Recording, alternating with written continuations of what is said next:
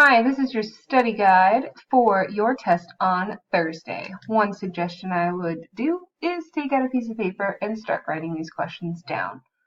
We're first going to start with number 1, and we need to reduce everything here in order to get a smaller number. So first, I'm going to start with the 5 and the 25. Well, I know that 5 goes into 5 and 25 also goes into 5. So I'm going to divide both these by 5. 5 divided by 5 is 1, so I'm left with 1 on top. And 25 divided by 5 is going to give me what? 5. So now I have a 1/5 so far.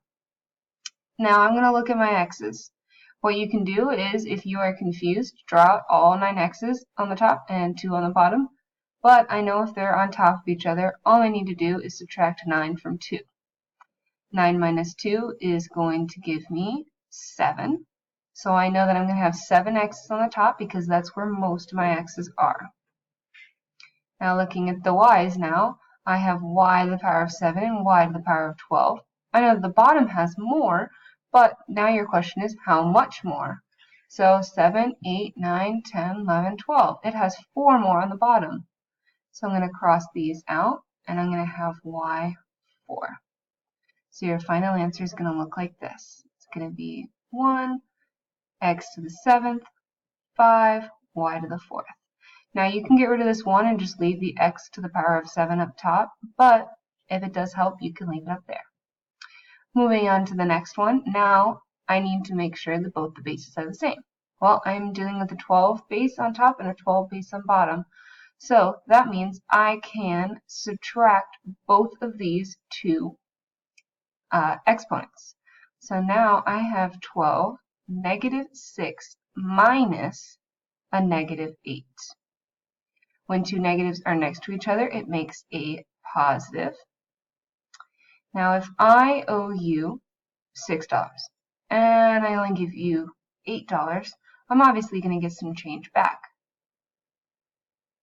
And the change that I'm going to get back is 2.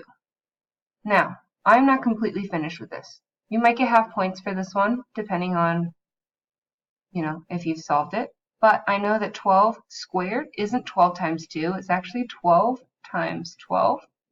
And that's going to give me 144. Some of your questions will ask you to simplify and break it down as far as you can.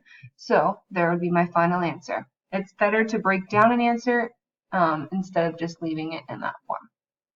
So take a second and write it down, and we're going to move to the next one. So now I have these. I have one exponent on the inside of the parentheses and one on the out. What I know is, from my rules, I need to multiply them. So I have 2 to the power of 6 times negative 2. I know that a negative times a positive is going to give me a negative. So I know I'm going to have 2 to the negative power and 6 times 2 is 12. My second question to you is, do I really like negatives? No, I don't like negatives at all. So this is not finished yet. What's invisible underneath it? Well, remember there's an invisible 1 underneath it. So in order to make this positive, I need to flip the top and the bottom. So my final answer is going to be 1 over 2. And since I flipped it, that negative becomes a positive to the power of 12. So there's my final answer. Moving on to the next one, number 4. I know that both of my bases are the same, right? Both have 14. So what I need to do is now add both of these two together. So I have 14 negative to the power of negative 3 plus negative 4. Okay, if I owe you $3 and I only give you 4, that's how much? Well, it's going to be 14 to the negative power of 7. Do we like negatives? Looking at the last problem, I can follow what the rule is. So I can draw my imaginary 1 underneath. If it helps, always draw your imaginary 1. No wrong answer. You're not going to get docked points off. I'm going to flip it. And since I flipped this, I'm going to have the 1 on top now. And the 14 to the power of positive 7 on the bottom. So take a brief moment, look those over, and we'll be right back. So now we're going to move to standard form, turning it into scientific notation, because this will be on your quiz. So this right here is standard form. Both of these are standard form, and right down here is scientific notation. Scientific notation means basically a number times 10 to the power of something. For standard form, it's just, our regular decimals and such. So what I like to do in order, before I even start putting it into scientific notation, I know that this number is less than 1. If this number is less than 1, it is going to be a negative exponent. If it's greater than 1, sorry, I wrote my signs backwards, but you get it.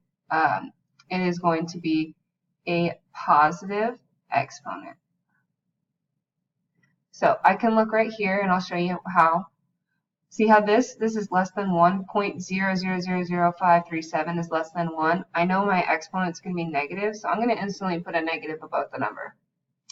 For number 6, I know that this is larger than 1. Obviously 6.4 mil is larger than 1, so I know I'm going to have a positive exponent. So let's move to scientific notation. What you need to know is one number needs to be in front of the decimal. Not 2, not 3, not 5, not 70, just 1. So I need to move my decimal all the way to right here between 5 and 3, because that means that there is one number in front of the decimal, and the rest of the numbers, it doesn't matter. You could have 15 numbers after the decimal, but I want only 1 in front of the decimal. So I'm going to start from my original decimal and go 1, 2, 3, 4, and 5. So I moved 5 in this direction. So now I can write in scientific notation. I'm basically going to write 5.37, because those are the numbers after the decimal, times 10, and I know it's going to be negative. Negative, we counted 1, 2, 3, 4, 5. And there's your final answer. So on the test, this is what it's going to be looking for. You're going to be turning standard form into scientific notation. If you have just a regular decimal point or a large number like this, you're going to turn it into scientific notation, which is this form. So let's start with this one. So this one doesn't have a decimal. These are commas. I know that the decimal starts at the end, so I'm going to put it there, and I know that it needs to be between the 6 and this 4. So I need to move 1, 2, 3, 4, 5, and 6. So I'm going to have 6.472. I don't need to include the zeros, times 10, and I know it's positive, and we'll move 1, 2, 3, 4, 5, 6, and there's my final answer. Take a brief moment, write that down. Now we're going to move to scientific notation, moving that form into standard form. So turning this into there. So I have my decimal right here, and I'm going to put it right down here for you. The exponent tells me how far I need to move. And since it is positive, that means I need to move to the right. Because I know that this number is saying, this 12, this positive 12 is telling me that this is larger than 1. So I'm going to start here and go 1, 2, 3, 4, 5, 6, 7, 8, 9, 10, 11, 12. Well, now you're curious, like, what the heck was supposed to go here? Zeros.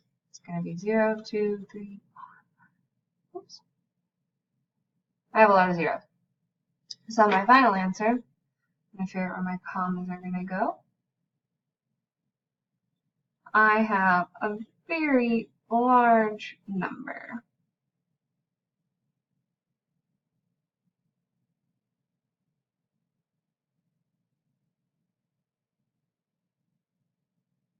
And there's my final answer. You won't have a number this large, hopefully, on your test, but it's good to know how far you need to move. So now we're going to move to this one right here.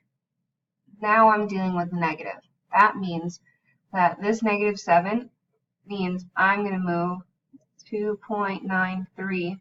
I'm going to move my decimal point to the left 7 places because it's smaller than 1. I'm going to go 1, 2, 3, 4, 5, 6, 7.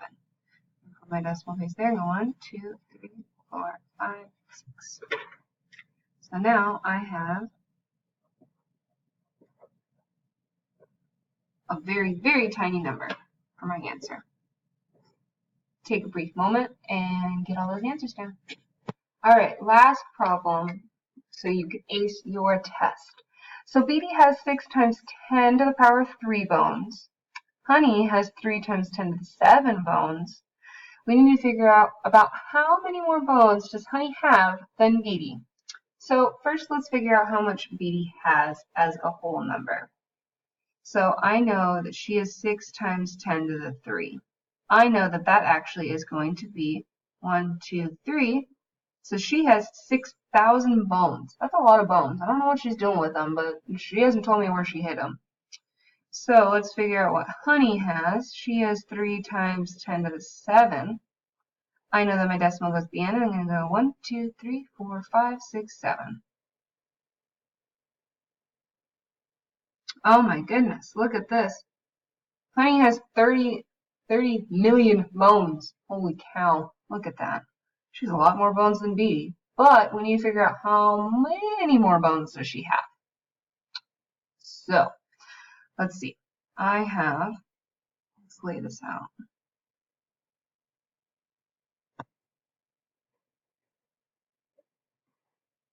So I'm going to write hers out. 1, 2, 3, 4, 5, 6, 7. 3, 6, 7. And then I'm going to put Beatty's underneath, and I need to line up the zeros. Poor Beatty, look at the numbers. And for how many more, it means I'm going to subtract. So I know that this is going to be 0, 0, 0.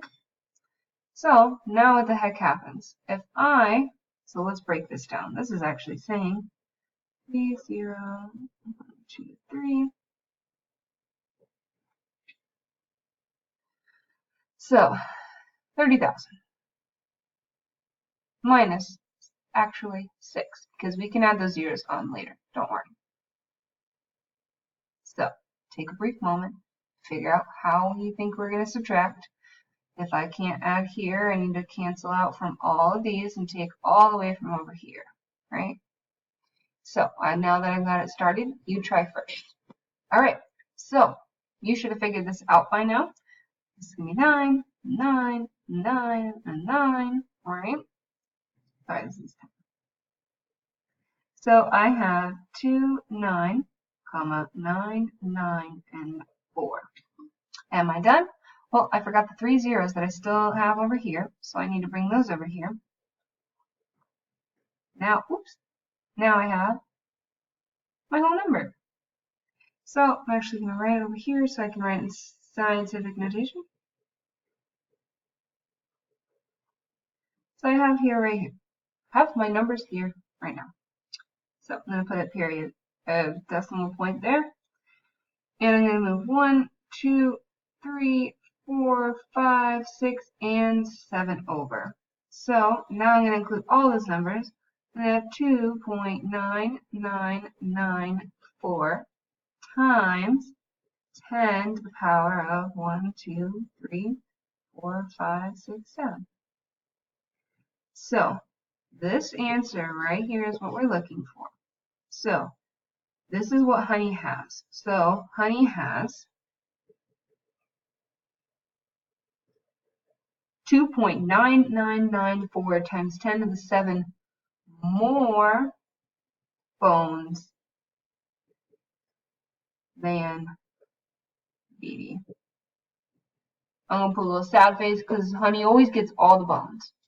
So if you have any questions, look on both of our websites, me and Mr. Pooja's website. We have videos on this as well. And hopefully these notes will help you get 100% because I know you're confident in it.